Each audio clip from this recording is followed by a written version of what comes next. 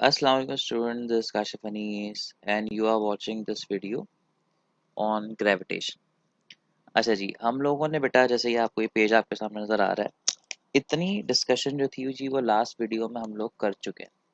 तो आज जो है हम अब डिस्कस करने जा रहे हैं बेटा इस पूरे टॉपिक के कुछ रिलेटेड एमसीक्यूज। तो आए जी अब हम देखते हैं ग्रेविटेशन के हवाले से कुछ एमसीक्यूज।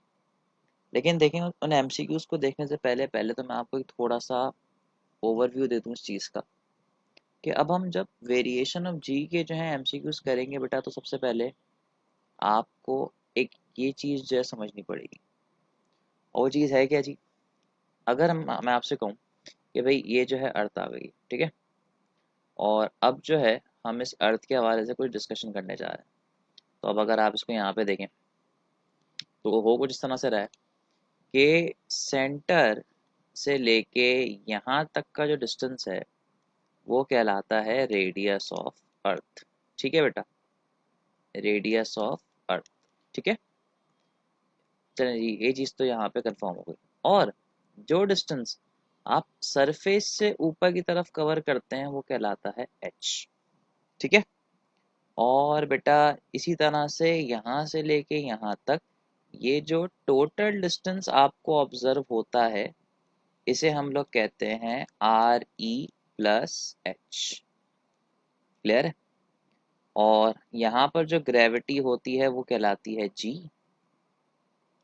ठीक है, और अगर मैं आपसे बोलूँ कि बेटा इसका फॉर्मूला क्या होगा, तो इस वाली ग्रेविटी का जो फॉर्मूला होता है वो होता है G M E upon R E का स्क्वायर।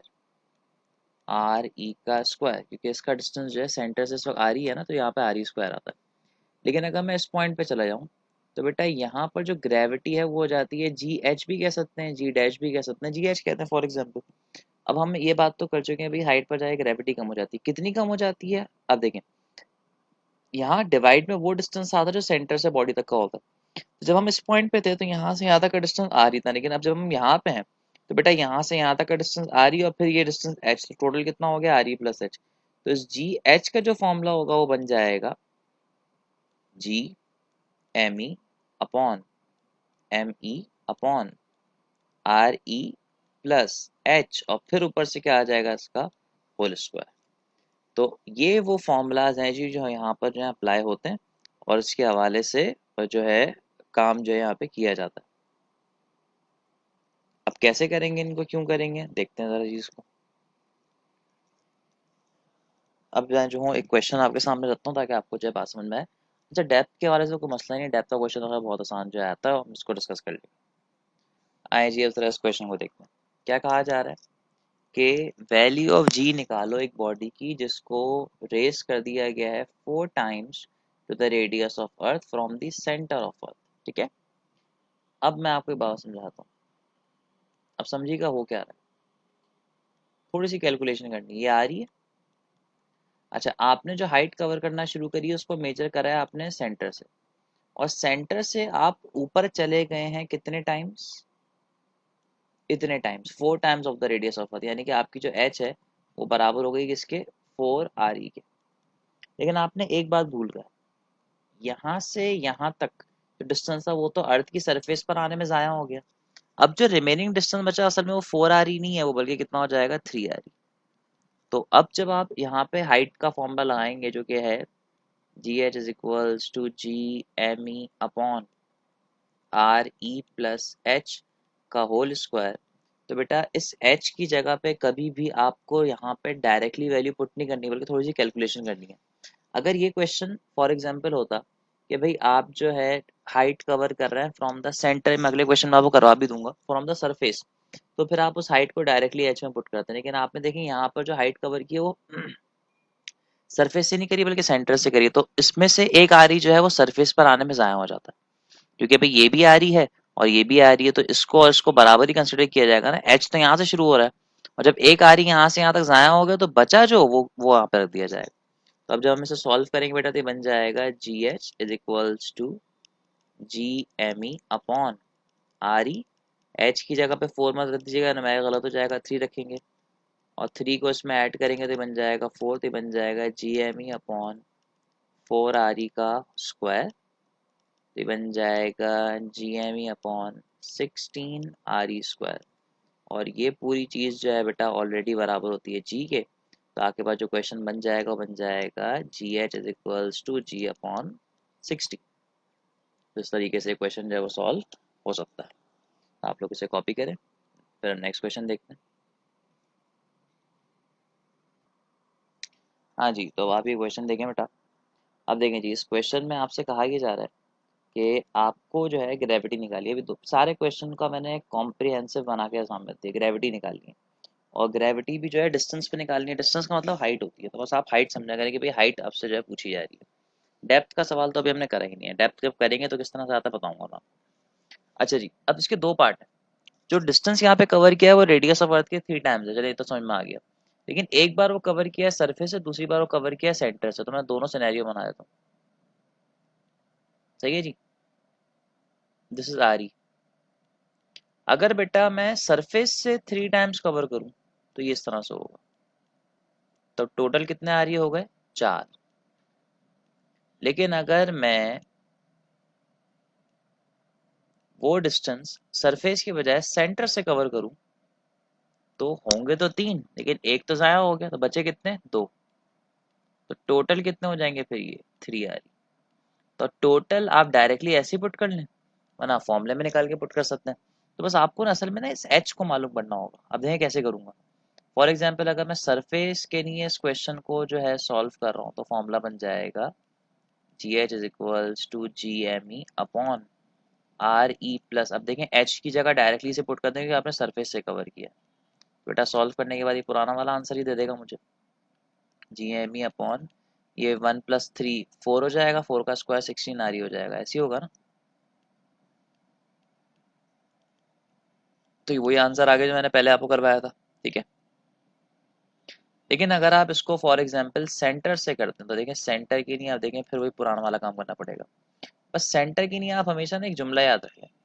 सेंटर के लिए जो एच होगा वो एक कम होगा बस। तो असल में एच है 3, लेकिन वो एक कम होगा, क्या हो जाएगा? 2।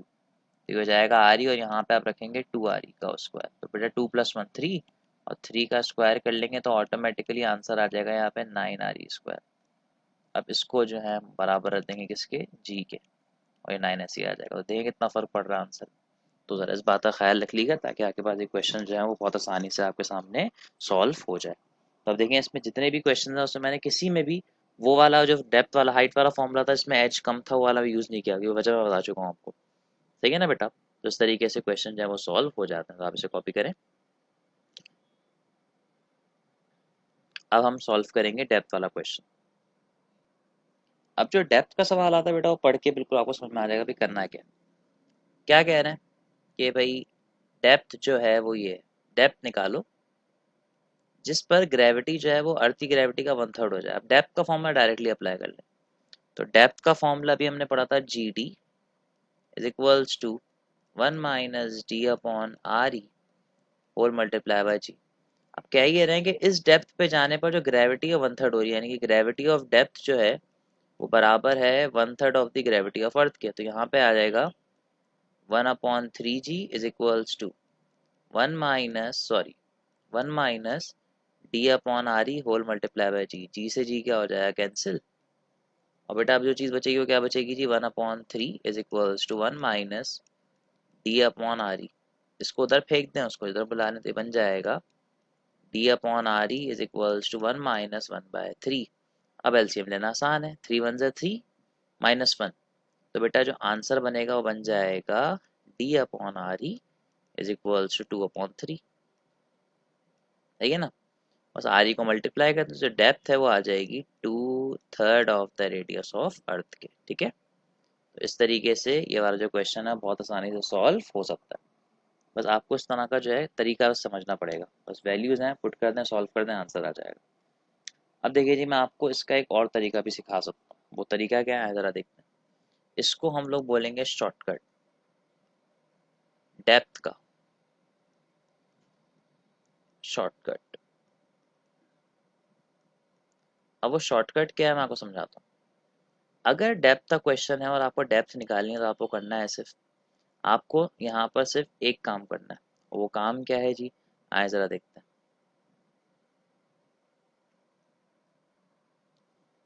ये है shortcut, D is equals to one minus N into R. अभी एन क्या है, ये एन वो नंबर है जो ग्रेविटी के टाइम ग्रेविटी का नंबर गिवन है, यानी कि ग्रेविटी का कोफिशिएंट गिवन है। अब क्या रहा है, ये जो ग्रेविटी है मैं इसको यहाँ पे देता हूँ, अगर ग्रेविटी ऑफ डेप्थ है जो अर्थ के बराबर, उसके मल्टीपल में कोफिशिएंट होगा ना, वो कोफिशिएंट असल में है। जैसे कहा जा रहा है ना कि जो ग्रेविटी ऑफ डेप्थ है वो बराबर है 1/3 ऑफ द ग्रेविटी ऑफ अर्थ की, तो ये कोफिशिएंट ये हो गया। ठीक है जी। अब इसको मैं आपको एक और तरीके से समझाता हूँ। फॉर एग्जाम्पल, अगर आपसे कोई बोले बेटा कि आप जो है बेटा डेप्थ निकाल के बताएं मुझे, उस पर जिस पर ग्रेविटी ऑफ डेप्थ जो है वो बराबर हो जाती है 1/4 times of the gravity of अर्थ, तो आपको बस 1/n की वैल्यू चाहिए, और ये जो है वो क्या है, n की वैल्यू। तो बस आपको करना क्या है, 1 minus N into R E. सिर्फ यहाँ पे 1 रख दें, n की जगह रख दें 1/4, सॉल्व कर लें, 4 1 ज़ा 4 -1 तो बन जाएगा 3/4 आर ई। और इस तरीके से पूरा जो क्वेश्चन है वो बहुत आसानी से आपके सामने सॉल्व हो सकता है। ठीक है जी। बस वो शॉर्टकट बेटा दिमाग में रखें और आपका जो क्वेश्चन है वो इस तरीके से सॉल्व हो जाएगा। डेप्थ वाले बस ये वाले सवाल आते हैं जो नॉर्मली अगर पूछे जाते हैं तो बुक जैसे। अब इसकी तरह का हाइट का भी क्वेश्चन आता है, वो कैसे आता है अभी देखते हैं, पहले आप इसे कॉपी करें। चलिए जी, अभी ये क्वेश्चन है, at what distance from the, अब देखें डिस्टेंस है तो उसका मतलब हाइट का जिक्र है। लेकिन अब इसमें आपको ना हाइट सॉल्व नहीं करनी है, आपको सिर्फ यहाँ पे हाइट निकालनी है।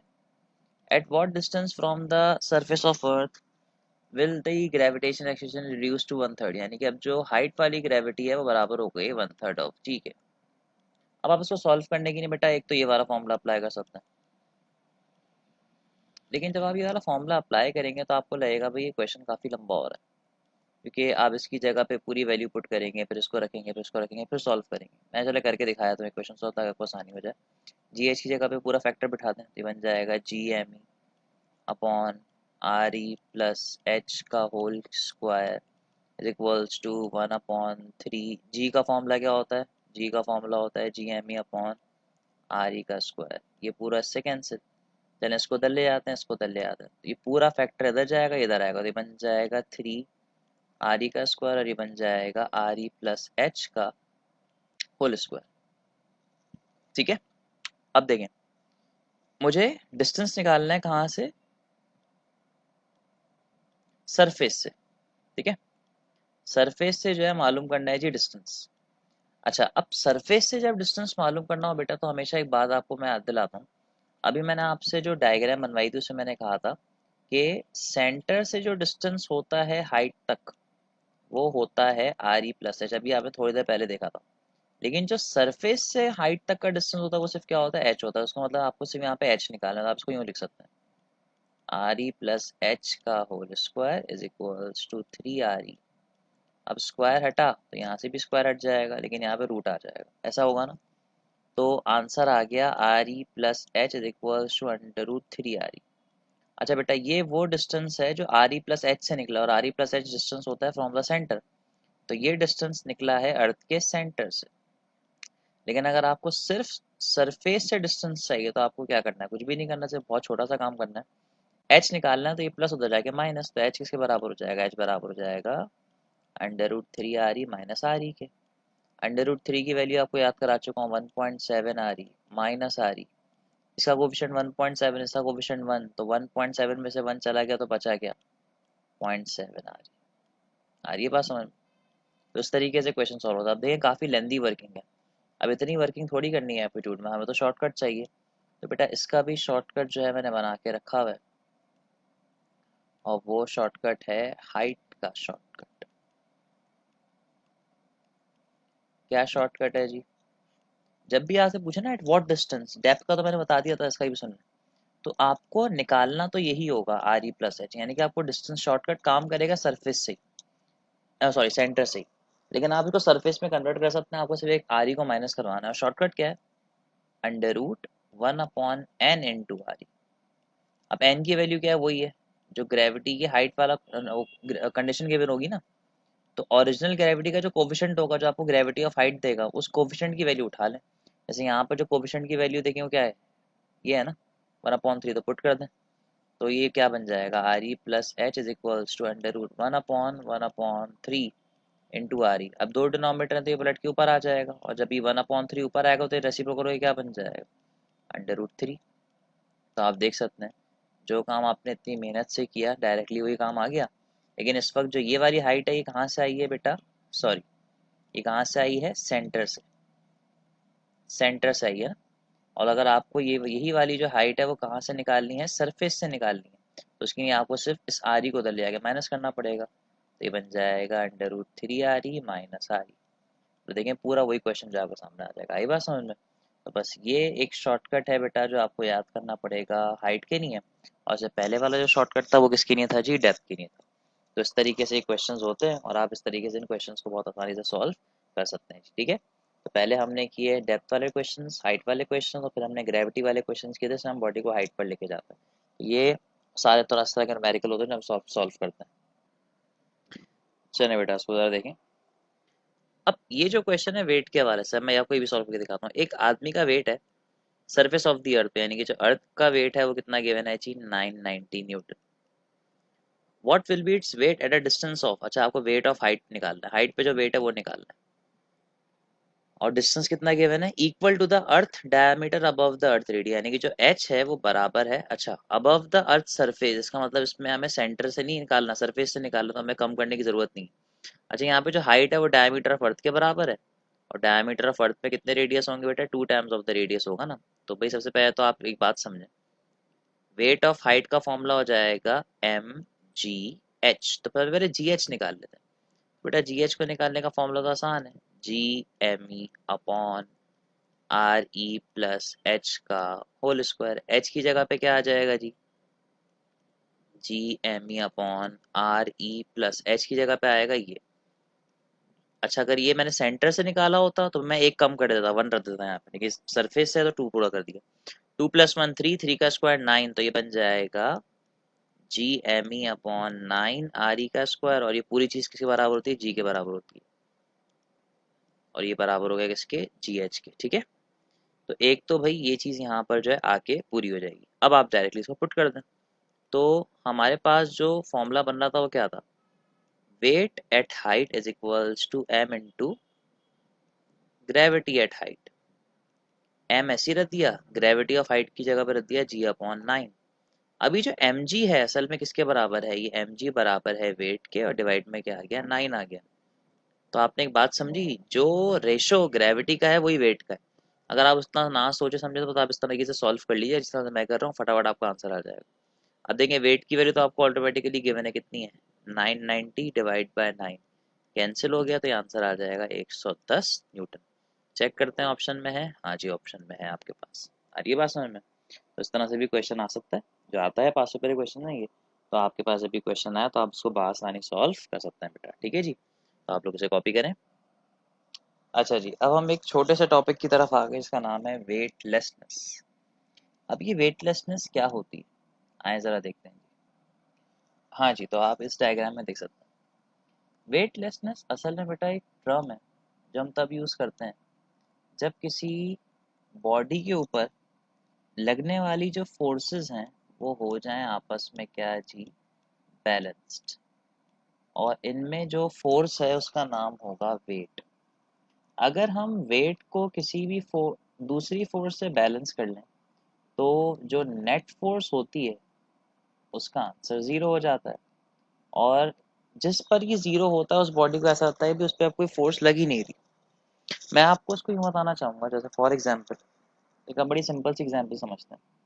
ये एक बॉक्स है बेटा, इस पे यहाँ से लगा 1 न्यूटन, आगे जाएगा, यहाँ से लगा 1 न्यूटन, अब क्या होगा, आगे जाते जाते रुकेगा और रुका रहेगा, क्योंकि इस पे अब जो नेट फोर्स है वो बैलेंस हो गई ना, 1 - 1 = 0, अपोजिट डायरेक्शन की फोर्सेस को सब्ट्रैक्ट करते हैं। तो यही जो कहानी है वो उसमें होती है। तो इस वक्त अब ये मूव नहीं करेगा, इसकी एक्सेलरेशन या तो जीरो हो जाएगी, या अगर ये मूव कर भी आता तो अभी यूनिफॉर्मली मूव करेगा। यही काम सेटेलाइट में भी होता है। अच्छा सेटेलाइट जब अर्थ के अराउंड ऑर्बिट करता है तो वो एक स्फेरिकल पाथ बना रहा होता है, यानी कि वो इस तरह से जो है स्फेयर बना रहा होता है। जैसे आप देख सकते हैं इसका पाथ बिल्कुल एक स्फेरिकल पाथ इस तरह से होता है। अच्छा जी, सेंटर से यहाँ तक का जो डिस्टेंस है अप्रोक्सीमेटली वो लिया जाता है रेडियस ऑफ अर्थ के बराबर। ठीक है ना, क्योंकि ये इतना छोटा सा डिस्टेंस होता है, इसमें नेग्लिजिबल कर ले तो ये डिस्टेंस जो कंसिडर किया जाता है। अब होता कुछ इस तरीके से, जब ये सैटेलाइट यहाँ पे ऑर्बिट कर रहा होता है बेटा, तो जब ये रोटेट करता है तो सेंटर की तरफ एक फोर्स जनरेट होती है, सेंटर की तरफ। इसको जो है मैंने गलती से यहाँ पे बना दिया, होना चाहिए सेंटर की तरफ। हाँ जी, तो ये फोर्स होती है किसकी तरफ, सेंटर की तरफ, ठीक है। और सेंटर की तरफ जाने वाली फोर्स का नाम होता है सेंट्रीपिटल फोर्स। और ये सेंट्रीपिटल फोर्स और किसकी वजह से होती है, ये होती है अर्थ की ग्रेविटी की वजह से, और जो रोटेशन की वजह से आ रही होती है। अच्छा, रोटेशन की वजह से एक सेंट्रीपिटल फोर्स है, अब इसका जो रिएक्शन आता है वो कौन सी फोर्स होती है जी, वो होती है सेंट्रीफ्यूगल फोर्स। तो जब ये दोनों फोर्सेस जो कि सेंट्रीपिटल सेंट्रीफ्यूगल है, सेंट्रीपिटल और सेंट्रीफ्यूगल है, अच्छा सेंट्रीपिटल यहाँ पे ग्रेविटेशन के बराबर है, जब ये बैलेंस हो जाती हैं तो बेटा होता इसके क्या है कि जब ये सारी की सारी फोर्सेस यहाँ पर जो है बैलेंस हो जाती हैं, तो उसके बाद आपके इस सैटेलाइट पर जो नेट फोर्स होती है वो जीरो हो जाती है। अच्छा, अगर ये नॉन लिविंग थिंग होता तब तो हमें पता भी नहीं चलता कि भाई हो क्या रहा है, लेकिन जब इसके अंदर हम किसी इंसान को बिठाते हैं और उसके ऊपर ऐसा कुछ होता है, तो उसको वो ऐसा होता है कि अभी उसके ऊपर लगने वाली सारी जो फोर्सेस है खत्म हो गई हैं, और उसका जो वेट होता है वो भी उसका ऐसा होता है बिल्कुल खत्म हो गया, बिल्कुल हल्का हो गया। यानी कि वो बिल्कुल जो है हवा में उड़ना स्टार्ट कर देता है, जैसे कि आप इस वीडियो में देख सकते हैं। अभी इस वक्त जो है ये लोग ना तो छत की तरफ है ना जमीन की तरफ। अगर ये बिल्कुल नीचे जा रहा होता सैटेलाइट, तो इसका मतलब इन पे अपवर्ड की तरफ फोर्स होती है, छत से जाकर रुक जाता है। ये बिल्कुल इंटरमीडिएट पाथ में है ना, बिल्कुल ऐसा, यानी कि इनका जो डिस्टेंस है वो मतलब एक डिस्टेंस है, बस ये बीच में रुके हुए हैं, ऐसा है बिल्कुल, ठीक है।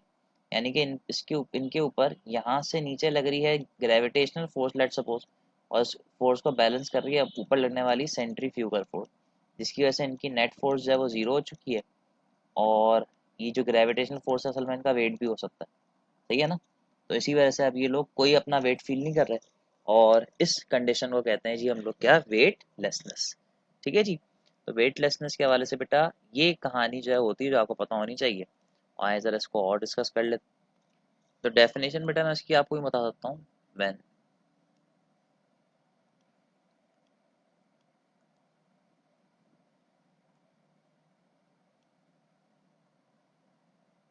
When the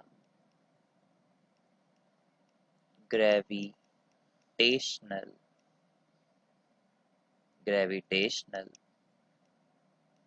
force on a body gets balanced, then then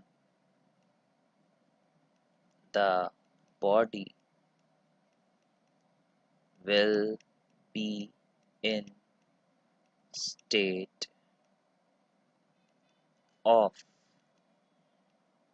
weightlessness, ठीक है जी। अगर ऐसा हो तो आपकी जो बॉडी है बेटा वो इस वक्त जिस स्टेट पे होती है, उसका जो नाम होता है वो कहलाता है जी क्या, वो कहलाता है आपके पास आपकी वेटलेसनेस। इस तरह से वाला जो है काम जो है यहाँ पर होता है। अब ये तो हमें समझ में आ गया, सब कुछ जो है हमारे पास जो है क्लियर हो चुका है। अब आए ज़रा इसके हवाले से एक और चीज़ जो है हम यहाँ पे डिस्कस करते हुए चलते हैं। अच्छा बेटा, अब जब ये सारे काम हो रहे होते हैं तो इस सब के वक्त आपके पास जो बॉडी है वो मोशन में नहीं होती, वो रेस्ट पे नहीं होती बल्कि मोशन में होती है। तो असल में ये जो वेटलेसनेस जीरो हो जाती है ना, इसको जीरो करने में एक ऐसी फोर्स का हाथ है जो बॉडी के मोशन की वजह से डेवलप होती है। और मैंने चैप्टर 8 में भी आपको उसका नाम बताया था, इसे हम लोग कहते हैं अपेरेंट। आई बात समझ में, ये एक ऐसी स्टेट होती है जो बॉडी के मोशन की वजह से अपेयर होती है और फिर ख़त्म हो जाती है। तो असल में वो जो फोर्सेस बैलेंस आपस में हो रही थी ना, वो बॉडी के मोशन की वजह से ही बैलेंस हो रही हैं, जैसे वो सेंट्रीपिटल फोर्स को बैलेंस कर रही थी। तो इस वक्त जो फोर्स होती है उसका नाम होता है अपेरेंट। और बॉडी के वेट का मोशन की वजह से कम हो जाना कहलाता है अपेरेंट वेट। तो अपेरेंट वेट जी एक ऐसा वेट होता है जो कि यहाँ पर एग्जिस्ट करता है बॉडी के रिलेटिव मोशन की वजह से। इस तरह वहाँ पे रिलेटिव फ्रीक्वेंसी थी ना, अपेरेंट फ्रीक्वेंसी के नाम से बताया था, तो ये होता है रिलेटिव मोशन की वजह से। तो हम इसको जो है यहाँ पे लिखते हुए चलते हैं। चलिए जी, एक तो ये वाली बात जो है यहाँ पे होती। अब किस तरह से काम करता है, अब इसको समझने की नहीं है, यानी कि ऐसा वेट जो बॉडी के मोशन की वजह से अपने आप को कम ज़्यादा करे, इसको कहते हैं अपेरेंट वेट। ठीक है जी। अच्छा, नॉर्मली यहाँ पे अपेरेंट वेट डब्ल्यू से भी रिप्रेजेंट किया जाता है, डब्ल्यू ए से भी किया जाता है और किसी और फोर्स से भी रिप्रेजेंट किया जाता है। तो अब इसको समझने के लिए हमें कुछ कंडीशंस जो है यहाँ पे दिखनी पड़ेगी। फॉर एग्जांपल, मैं आपके सामने इसकी कंडीशन रखता हूँ। अभी असल में अपेरेंट वेट ही था जो इसको कैंसिल कर रहा था, यानी कि इसका सेंटर की तरफ एक वेट था और ये जो ये वाली फोर्स थी ना, ये इसके वेट को कैंसिल कर रही थी। समझ में आ रही है बात? असल में ये अपेरेंट वेट की तरह से काम कर रहा था। तो अब मैं आपको समझाने के लिए, हम लोगों ने रियल लाइफ में इसको समझना हो तो हमें जो है एक चीज़ को कंसिडर करना पड़ेगा, और वो जो चीज़ हम कंसिडर करते हैं बेटा, उसका नाम होता है एक अदद एलिवेटर। अब एलिवेटर क्या है जी? एलिवेटर होता है एक तरह की लिफ्ट को कहते हैं।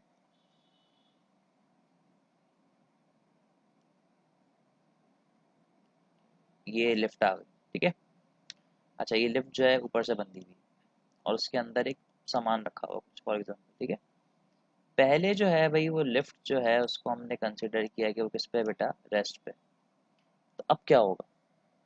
अब अगर मैं देखूं तो इस आदमी, इस बॉक्स का जो वेट है वो होगा डाउनवर्ड्स, और लिफ्ट को जो ये रस्सी हैंग करके रख रही है, इसकी जो टेंशन होगी वो कहाँ होगी जी? अपवर्ड्स होगी। ऐसा होगा ना? यानी कि जो टेंशन है वो यहाँ पे कहीं एक्ट करेगी। क्लियर है? अच्छा, अब अगर मैं यहाँ पे इसकी नेट फोर्स निकालूँ तो नेट फोर्स किस तरह से निकलेगी, आया जरा देखते हैं इस हवाले से। अब लिफ्ट जो है रुकी हुई है, तो अगर मैं नेट फोर्स निकालना चाहूँ तो नेट फोर्स यहाँ पे बराबर हो जाएगी इस चीज़ के। नेट फोर्स यहाँ पे बराबर हो जाएगी इस चीज़ के, टी अपवर्ड्स। तो टी जो है वो यहाँ पे लिखा जाएगा प्लस की फॉर्म में, और जो डब्ल्यू है वो डाउनवर्ड्स है तो उसको हम लिख देंगे यहाँ पे माइनस की फॉर्म। अच्छा, अब लिफ्ट तो मूव कर नहीं रही, कोई फोर्स तो है नहीं, तो हम कह सकते हैं कि पूरा फैक्टर जो है बेटा, ये एफ एन का जो फैक्टर है हो जाएगा क्या? ज़ीरो। अगर ये ज़ीरो हो जाए तो मैं इस इक्वेशन को यूँ लिखूंगा, टी माइनस डब्ल्यू। इसको बदल लिया तो ये बराबर हो जाएगा W is equals to T K. अब देखें, ये वेट तो नॉर्मल था, लेकिन इस वेट को कम कौन करेगा? अब ये करेगा ना टेंशन, तो असल में ये यहाँ पे अपेरेंट वेट है। तो जो टी है यहाँ पे अपेरेंट वेट का काम कर रहा है। आ रही है बात समझ में? और यहाँ पे जो अपेरेंट वेट है, टेंशन, वो बराबर है बॉडी के एक्चुअल वेट के। जब लिफ्ट रुकी भी होगी तो आपको बिल्कुल अपना नॉर्मल वेट जो है फील होगा। अभी समझते जाएगा मैं कहना क्या चाह रहा हूँ। तो ये तो वो कंडीशन थी जो लिफ्ट की थी, जब लिफ्ट जो है रुकी हुई थी। अब मसला क्रिएट करते हैं। अब मसला कैसे क्रिएट होगा, आए जरा देखते हैं जी इसको। पहले आप लोग जो है इसको कॉपी कर लें।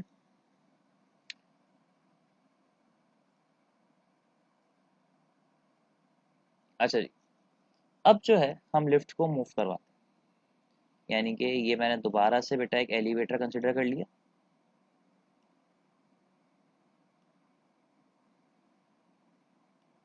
ठीक है, और इस एलिवेटर के अंदर एक बॉक्स आ गया दोबारा से।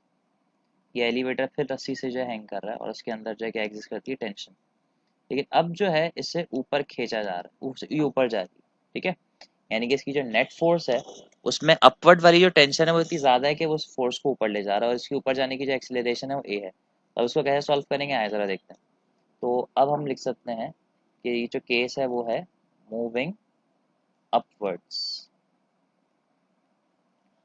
अब अगर मैं यहाँ पे नेट फोर्स निकालूं, या इसको पूरा इतना क्यों लिख रहे हैं, हम खाली एफ लिख देते हैं।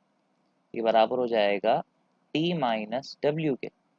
लेकिन जब डब्ल्यू ऊपर जाएगा तो अब इसको जीरो नहीं कर सकता, तो बेटा ये किसके बराबर हो जाएगा? F plus W K. F का फॉर्मूला एम ए, वेट का formula M G. M common निकालने तो फॉर्मूला आ जाएगा ए प्लस जी। अब आप देख सकते हैं पहले जो टी था वो डायरेक्टली वेट के बराबर था, लेकिन अब जो टी है वो वेट प्लस फोर्स के बराबर है। तो अभी जो अपेरेंट वेट है वो बढ़ जाएगा, यानी कि ऊपर जाते वक्त अब इस लिफ्ट को, बॉडी को तो ओवरकम करना है, साथ साथ उसको ऊपर भी खींचना है। समझ में आ रही है बात? यानी कि मैं आपको कहता हूँ भाई, आपने अक्सर देखा होगा कुछ पैरों पे चलना बड़ा आसान है कि जब अपने हाथों से लटकते हैं तो हाथों पे बहुत फोर्स आ रही होती है, ठीक है ना। अच्छा, कुछ लोग लटक जाते हैं, खाली लटक जाते हैं, लेकिन पुशअप नहीं, पुल अप नहीं कर पाते। जब वो लटक जाते हैं तो वो अपने हाथों से उतनी फोर्स बेयर कर रहे होते हैं जितना उनका बॉडी का वेट है। लेट सपोज अगर किसी की बॉडी का वेट है 20 न्यूटन और वो अपने हाथों से 20 न्यूटन को होल्ड कर सकता है तो ठीक है, लेकिन क्या वो पुल अप कर सकेगा? अगर उसके हाथों के मसल्स में इतनी जान है कि वो 20 से ज्यादा फोर्स अप्लाई कर सकता है, लेट सपोज 21 न्यूटन, 30 न्यूटन, तो वो अपनी बॉडी को पुल अप कर सकता है। लेकिन अगर वो पुल अप नहीं कर पा रहा, इसका मतलब वो 20 न्यूटन से ज्यादा फोर्स अप्लाई ही नहीं कर पा रहा। समझ में आ रही है बात? तो इसका मतलब जब आप अपनी बॉडी को अगेंस्ट द ग्रेविटी खींचते हैं तो आपने वेट को ग्रेविटी से दूर लेके जा रहे हो तो आपको थोड़ी एक्स्ट्रा फोर्स लगानी पड़ती है, और यही एक्स्ट्रा फोर्स जो है किस क्या कहलाती है, आपका अपेरेंट वेट कहलाती है। जैसे आप सीढ़ियाँ खड़े हैं, ठीक है जी, सीढ़ियों पे खड़े हैं, अब जो सीढ़ियाँ उतर रहा है उसको तो बड़ी आसानी है, लेकिन जो सीढ़ियाँ चढ़ रहा है उसको बहुत ज़्यादा काम करना पड़ रहा है। समझ में आ रही है मेरी बात, मैं क्या कहना चाह रहा हूँ? यही कहानी यहाँ पे होती है। इसी वजह से जब ये लिफ्ट ऊपर जाएगी तो इस लिफ्ट को ऊपर भी ले जाना है और वेट को भी ओवरकम करना है, तभी हमें थोड़ी सी एक्स्ट्रा फोर्स चाहिए होती है। और इसकी वजह से अभी जो टेंशन है वो आपके वेट से ज़्यादा आ रही है। उसका मतलब यहाँ पर आपका जो अपेरेंट वेट है वो क्या हो गया बेटा, इंक्रीज। पहली वाली कंडीशन में वो बराबर था वेट के, लेकिन यहाँ पर अब वो इंक्रीज हो गया। लेकिन अगर इसी के बरक्स अगर मैं इस डायग्राम को यूं बना दूं, समझिएगा, रस्सी आ गई, लेकिन अब लिफ्ट जो है वो नीचे जाएगी तो टेंशन भी नीचे की तरफ जो है करेगी। समझ में आ रही है सारी बातें? और अब जो है वो कहाँ जा रही है जी, ये downwards with an acceleration of 8। दोबारा से वही बॉक्स आ गया और वेट तो लगी डाउनवर्ड्स रहा है। तो अब क्या होगा, आए अब जरा देखते हैं। और जब सेम डायरेक्शन की फोर्सेज है ना तो उनको हम डायरेक्टली ऐड करके लिख सकते हैं। अपोजिट थी सब्ट्रैक्ट किया था, सॉरी इसका वेट जिससे नीचे था, लेकिन अपोजिट है ना सब्ट्रैक्ट किया था। अब यहाँ पे हम ऐड करके लिख देंगे, तो लिख दूंगा मैं टी प्लस डब्ल्यू। क्लियर है जी, मसला तो नहीं है इसमें कोई। अब इसको कैसे सॉल्व करेंगे, आए जरा हम यहाँ पे देखते हैं। लेकिन अब इसको सॉल्व करने की ना आपको पहले कंडीशन सीखनी पड़ेगी। अच्छा, इसको ना समझाना थोड़ा सा मुश्किल भी हो जाएगा और आपको समझ में भी मुश्किल आएगा, क्योंकि इसमें बार बार एक कंडीशन लानी पड़ेगी। तो मैं आपको डायरेक्टली इस तरीके से बताया था। यहाँ पे देखें, जब ये ऊपर जा रहा था तो ये प्लस था, तो बेटा अब जब ये नीचे जाएगा तो डायरेक्टली जब आप टेंशन को सॉल्व करेंगे तो ये फॉर्मूला यूं बन जाएगा। अच्छा, एक्सलेरेशन हमेशा जी से कम ही होती है, तो मैं इस फॉर्मूले को यूं लिख देता हूँ, जी माइनस। और इसको भी अगर मैं चाहूँ तो मैं यूं लिख सकता हूँ, एम, वो तो मैंने लिख दिया था, मैंने चेंज नहीं किया था, तो इसको हम यूं लिखते हैं एम जी प्लस जी। ग्रेविटी का फैक्टर पहले आता, बाकी सब चीज़ें बाद में आती। अब देखिए यहाँ पर सब चीज़ें प्लस थी तो ये वेट बढ़ रहा था, लेकिन देखिए यहाँ पर चीज़ें माइनस होता है। जब आप नीचे जाएंगे तो जैसे मैंने कहा था नीचे जाने में आसानी होती है, तो इसका मतलब आपको ऐसा लगता है आप पे फोर्स कम हो गई। जो आपने झूलों पे बैठते हैं, जैसे वो जो वाले राइड्स नहीं होते जो एकदम से ऊपर जाते हैं एकदम से नीचे आते हैं, आपको पेट में गुदगुदी सी फील होती है। जब वो एकदम से ऊपर जाती है तो आपको जमीन के अंदर, आप सीट्स के अंदर धंसते हैं क्योंकि आप भारी फील कर रहे होते हैं। और जब वो एकदम से नीचे आते हैं तो आप सीट से ऊपर उठने लगते हैं, तभी तो आपको बेल्ट से बांधा जाता है ताकि आप सीट से कहीं ना निकल जाए। तो उस वक्त जब नीचे आ रहे होते हो तो आपको जो अपेरेंट वेट है वो आपके वेट से भी हल्का हो जाता है, और जब वेट से हल्का हो जाता है तो आप ऊपर जाने लगते हैं। उसका मतलब इस कंडीशन में जो अपेरेंट वेट है वो हो जाता है डिक्रीज। ठीक है जी, तो रेस्ट में बराबर होता है, मूविंग अपवर्ड्स में बढ़ता है, मूविंग डाउनवर्ड्स में कम हो जाता है। ये था, इस केस का नाम था मूविंग डाउनवर्ड्स। तो बेटा इस बात को जरा दिमाग में बिठा के रखिएगा। अब जो आखिरी केस आ रहा है बेटा वो है वेटलेसनेस का। क्या होगा समझते हैं, ठीक है जी। ये बहुत इंपॉर्टेंट केस है, ये है वेटलेसनेस का। अब इस वेटलेसनेस में क्या होता है, जा तो नीचे ही रहे होता है, वेट भी नीचे ही होता है, लेकिन अब रस्सी टूट जाएगी। अगर रस्सी टूटी तब होगा क्या, जा तो आप नीचे ही रहे तो फॉर्मूला तो वही नीचे डाउनवर्ड वाला ही लगेगा। लेकिन अब मैंने जानबूझ के आपसे कहा था ना कि इस ए को जी से कम रखना होता है, क्योंकि ए जब वर्टिकली कोई बॉडी गिरेगी तो वो 9.8 से तो गिर सकती है, लेकिन 9.8 से ज्यादा पे गिर नहीं सकती, क्योंकि वो खुद गिर रही है। तो वो अलग बात है, अगर आपने उसको अपने हाथ से थ्रो किया, अब इतनी बड़ी लिफ्ट को अपने हाथ से कैसे थ्रो करेंगे, धक्का कैसे देंगे नीचे की तरफ। तो अब जब ये फ्री फॉल करेगा वेटलेसनेस की तरीके से, तो इसकी जो एक्सलेरेशन है किसके बराबर हो जाएगी, जी के। अब देखें, जब यहाँ पे मैं जी को रखूंगा तो ये पूरा कैंसिल हो जाएगा और जो टेंशन है वो क्या हो जाएगी, जीरो। इसका मतलब अब हो क्या रहा है, ये जो ऊपर वाली टेंशन जो इस वेट को बैलेंस कर रही थी, जब ये टेंशन वेट के बराबर हो जाएगी तो ये सब चीजें एक दूसरे से कैंसिल आउट हो जाएंगी और आपकी बॉडी पे जो नेट फोर्स है वो जीरो आ जाएगी। इसी कंडीशन को कहते हैं वेटलेसनेस। यानी कि अभी जो बॉक्स होगा ना, अब ये ना तो ऊपर जाएगा ना तो नीचे आएगा, बल्कि बीच में जो उठ रहा होगा, क्योंकि इस पर लगने वाली सारी फोर्सेस बैलेंस हो चुकी हैं। ठीक है, तो इस तरीके से सारा काम किया जाता है। अब इसके ऊपर कोई फोर्स ही फील नहीं होगी, जब टकराएगा तो अलग बात है इसके साथ क्या होता है, लेकिन जब तक ये हवा के बीच में, इसके ऊपर किसी किस्म की कोई फोर्स फील नहीं होती। तो बेटा ये कॉन्सेप्ट होता है जी किसके हवाले से, वेटलेसनेस के हवाले से, जो आपको पता होना चाहिए। ठीक है जी, तो अब मैं आपके सामने जो है वो सारे फॉर्मूला जो है एक बार दोबारा से साइड में लिख देता हूँ, ताकि आपको जो है दोबारा से बात समझ में आ जाए। जब भी बेटा आपकी लिफ्ट रुकी हुई होगी, रेस्ट पे होगी, तो आपका पेरेंट वेट होगा वेट के बराबर, जो कि होता है mg। जब आप ऊपर जाएंगे तो अपेरेंट वेट होगा एम जी प्लस ए, जब आप नीचे आएंगे तो अपेरेंट वेट होगा एम जी माइनस ए, और फ्री फॉल में कोई अपेरेंट वेट नहीं होता। अब आप मुझसे बोलेंगे सर आपने यहाँ पे टी को अपेरेंट वेट क्यों कहा हुआ है? क्योंकि लिफ्ट के अंदर जो अपेरेंट वेटा काम करती है वो टेंशन करती है, समझ में आ रही है बात? और जो सेटेलाइट वाला केस था उसमें अपेरेंट वेटा काम कौन कर रहा था? सेंट्री फ्यूगल फोर्स कर रही थी। तो इस तरीके से ये सारा जो काम है वो किया जाता है और यहाँ पे जो बात है वो पूरी हो जाती है। ठीक है जी। So this is all for this video. अब इंशाल्लाह नेक्स्ट वीडियो में डिस्कस करेंगे नेक्स्ट टॉपिक, और हम डिस्कस करेंगे इसके numericals. Thank you very much.